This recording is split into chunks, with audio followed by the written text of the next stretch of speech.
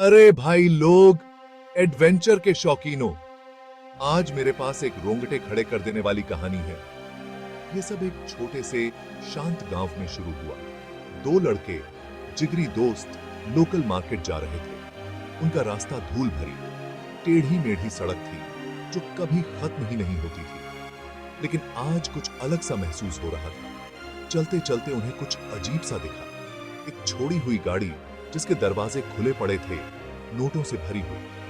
लड़कों को अपनी आंखों पर यकीन नहीं हुआ। दिल धड़कते हुए उन्होंने इधर उधर देखा, लेकिन कोई नजर नहीं आया। क्या वो पैसे उठा लें या छोड़कर भाग जाएं?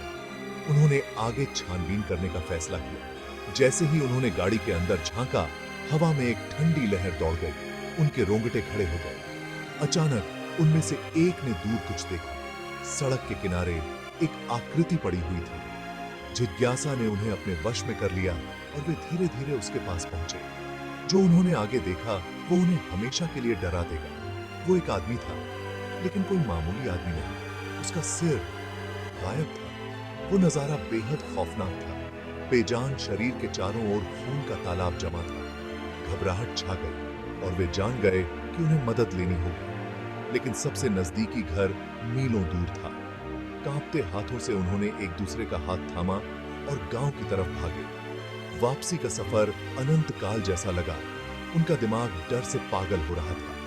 आखिरकार वे गांव पहुंचे और बड़ों को सतर्क किया। पुलिस को बुलाया गया और जांच शुरू हुई। लड़के कई दिनों तक सो नहीं पाए। उस बिना सिर वाले आदमी की भयावह तस्वीर उनके दिमाग में जल गई थी। अफवाहें आग की तरह फैल गई। कुछ ने कहा कि यह गैंग की लड़ाई थी, दूसरों ने काले जादू की बातें की। सच्चाई किसी को कभी पता नहीं चला। गाड़ी गायब हो गई, लाश को दफना दिया गया और गांव ने आगे बढ़ने की कोशिश की। लेकिन वो दो लड़के, वो उस दिन को कभी नहीं भूले। तो अगली बार जब आप किसी एडवेंचर पर निकलें, याद रखें, कुछ रहस्यों को अनसुलझा ही रहने देना बेहतर होता है। वहां सुरक्षित रहें और अगली बार तक खोजबीन करते रहें। ये अगली बार की